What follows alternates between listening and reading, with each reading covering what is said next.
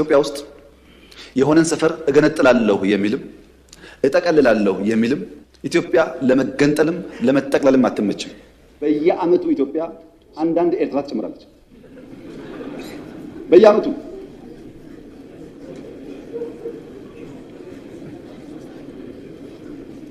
እና ኢትዮጵያ በየዓመቱ ሀገር እየጨመረች ሚሊዮን ፐርሰንት እርግጠኛ ነኝ ኢትዮጵያ ተዘግታ አትኖርም። ማንም ፈለገም አልፈለገም አትኖርም። እና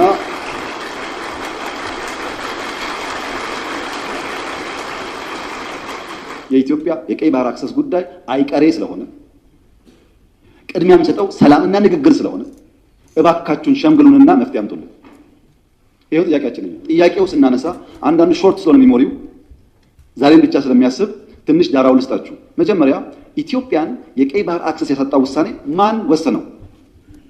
ካቢኔው ይሆናል ብለን የካቢኔውን ዶክመንት እናገላብጥ፣ የለም ካቢኔው አያውቀውም። አይ የለም ምክር ቤት ይሆናል የወሰነው ብለን ብንወስን ምክር ቤቱም አልነበረ፣ ምክር ቤት አያውቀውም ውሳኔው። የለም የኢትዮጵያ ሕዝብ በሪፈረንደም ወስኖ እንዳይሆን እንዳይባል ነበርን እኛም ያኔ። የኢትዮጵያ ሕዝብ ያልወሰነው ተወካዮቹ ያላዩት ቢያንስ ካስፈጻሚ ካቢኔ ያላየው ውሳኔ ማን ወሰነው? ማጣትን የሚያክል ነገር ያጣንበት መንገድ ህጋዊነት ችግር እንዳለው ማሳያው ተቋሞች አልገቡበትም። ካቢኔው አያውቀውም። አንድ ገጽ ወረቀት ማግኘት አልቻልንም። እንዴት እንዳጣ ነው የሚያስረዳ እና ህዝብ የማያውቀው ፓርላማ የማያውቀው ካቢኔ የማያውቀው የኢትዮጵያን የባህር አክሰስ ውሳኔ የሚያሳጣ ነገር የወሰነው ማን ነው የሚል ጥያቄ ማንሳት እንዴት ስህተት ሊሆን ይችላል? ካለ ይነገረን። ከሌለ ግን ይሄ ጉዳይ ይሄን አንስቶ እንደ መድፋት አይደለም፣ የህልውና ጉዳይ ነው። ማን ወሰነው? ይሄ ነው ጥያቄው። እዚህ ጋር ሁለት ችግሮች አሉ። አንደኛው የተዛባ ትርክት ውጤት ነው። የሚገባንን መጠየቅ ነውር አድርጎ የሚያስብ የሚገባንን ማንሳት ትክክል አይደለም ብሎ የሚያስብ እሳቤ፣ ይሄ ደግሞ የትርክቱ ውጤት ነው። ግን ለእናንተ ለማስታወስ እንዲሆናችሁ ከግጭቱ በኋላ በኢትዮጵያና ኤርትራ መካከል ሰላም ሲፈጠር መጀመሪያ ወደ አስመራ ተጉዤ በኋላ የኤርትራው ፕሬዝዳንት ወደ ኢትዮጵያ ሲመጡ የመጀመሪያው መድረክ ያደረግነው ሚሊኒየም አዳራሽ ነው። ብዙ ህዝብ አለበት። በላይቭ ቲቪ ሁላችሁ ወይ ነበራችሁ ወይ ሰምታችኋል። ካልሰማችሁ አሁን ገብታችሁ ዩቲዩብ ላይ ስሙት። የመጀመሪያው ስብሰባ አሰብ ነው የሚለው እሳቸው ባሉበት ለህዝብ በሚገባው ልክ።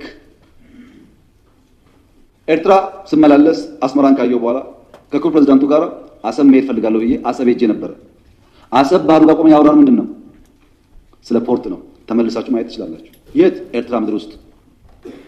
ሶስተኛ የመደመር ትውልድ መጽሐፍ ላይ በግልጽ ጂኦፖለቲክስን አስፍሬ የአሰብ ጉዳይ አስቀምጬ ለኤርትራ ባለስልጣናት በስጦታ ልኬላቸዋለሁ። ሚስጥር እኮ አይደለም፣ ያውቁታል። ለሁሉም ልኬላቸዋለሁ።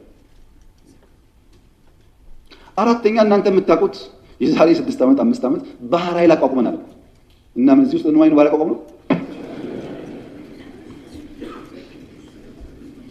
ለምን ሰዎች ይሄን ደምሮ ማየት እንደሚቸግሩ አይገባኝም። ኢትዮጵያ ቀይ ባህር እንደሚያስፈልጋት ከለውጡ በፊትም እናምን ነበር፣ እንናገር ነበር። ያኔ መደመጥ አንችልም። ከጀመርንበት ቀን አንስቶ ግን ንግግሩ አለ።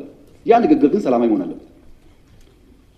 የተከበሩ እንዳነሱት ከኤርትራ መንግስት ጋር ተስማምተን ከዚህ ወደ አሰብ ሄደው መንገድ ጠግነን አልኩኝ።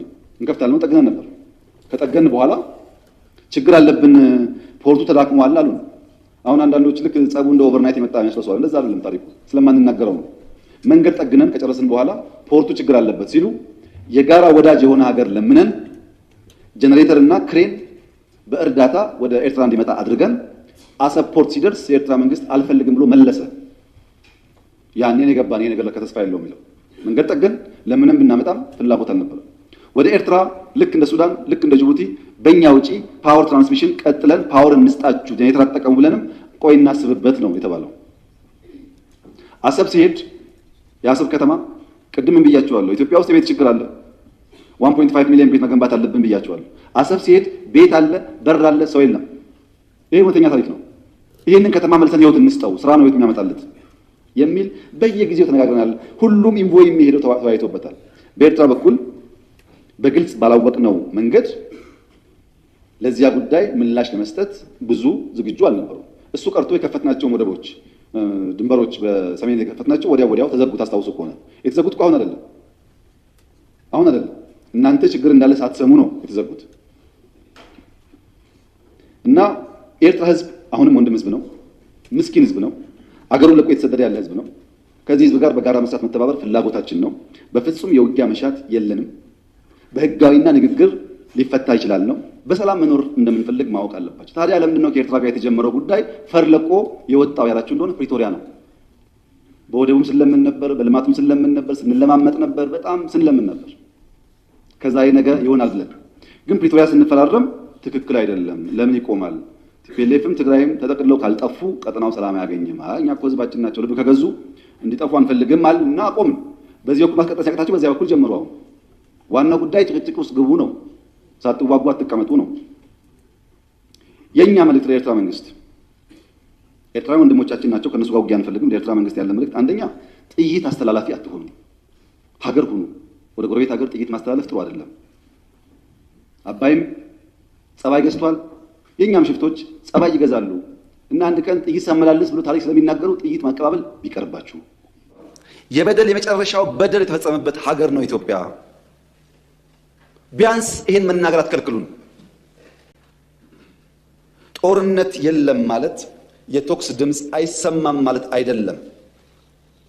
እውነተኛ ፍትህ ካልተረጋገጠ በማንኛውም ሰዓት ጦርነት ሊፈጠር ይችላል። ፍትህ ለማረጋገጥ ነው የሰው ልጅ መትጋት ያለበት።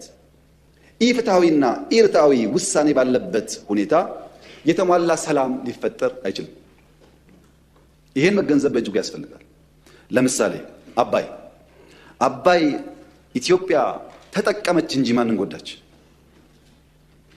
ኢነርጂ አምረትን እንጂ መች ውሃ ከለከልን? የመጠቀም መብትማ ዓለም አቀፍ ሕግ ነው፣ መብታችን ነው። እኛም ማንችለው መጉዳት ነው። ፍላጎቱም የለንም፣ አልጎዳንም። ውሃው ጨመረ እንጂ መች ቀነሰ? እኛ ስንጠቀም የውሃው አማውንት ጨመረ እንጂ መች ቀነሰ? ሳንጠቀም ስጋቱ ድርቅ ነበር። አሁንስ ስጋቱ ጎርፍ አይደል እንዴ? ባንገድብ ኖሮስ ጎርፉ ምን ያመጣ ነበር? እሱን ማሰብ ጥሩ ነው። ኢትዮጵያ አሁንም ያላት አቋም ግልጽ ነው። ግብፃውያን ወንድሞቻችን ናቸው፣ ሱዳናውያን ወንድሞቻችን ናቸው። ብንፈልግም ባንፈልግም ከማንም ዓለም በላይ የኑቢያ ስልጣኔና የምስር ስልጣኔ የተቀራረበና የተወራረሰ ነው። ከአክሱም ጀምሮ በኑቢያ በሱዳን ያሉ የድንጋይ ቅርጻ ቅርጾች ግብጽ እስካለው ድረስ የተናበበ ነው። አንድ ህዝብ ነን። ጊዜና ዘመን ያቀያየረው ጉዳይ ቢኖር በቂ መኖ እያቀረቡ በቀጣይነት ማለብ ነው እንጂ ላሟን መኖ ነፍጎ ወተት ለባለ መሞከር አያዋጣም። ካልበላች ትነጥፋለች። መኖ እያቀረቡ በቀጣይነት የተሻለ ማለብ ይቻላል። የኔ ፍላጎት የእናንተም ፍላጎት የመላው ኢትዮጵያ ፍላጎት ብዬ የማስበው ኢትዮጵያ፣ ሱዳንና ኢጅፕት ከ300 ሚሊዮን ያላነሰ ህዝብ አላቸው። በጣም ከፍተኛ ቆዳ ስፋት አላቸው። ወጣት ህዝብ አላቸው። በጋራ ብንሰራና ብናመርት ለድፍን አፍሪካ እንበቃለን። በቂ ሀብት አለ። ወርቁም፣ ውሃውም፣ መሬቱም ጉልበቱም አለ። የሚሻለው አብሮ መስራት ነው። ወቅታዊ መረጃዎች ቶሎ እንዲደርሳችሁ ቻናሉን ላይክ እና ሰብስክራይብ በማድረግ ይከታተሉ።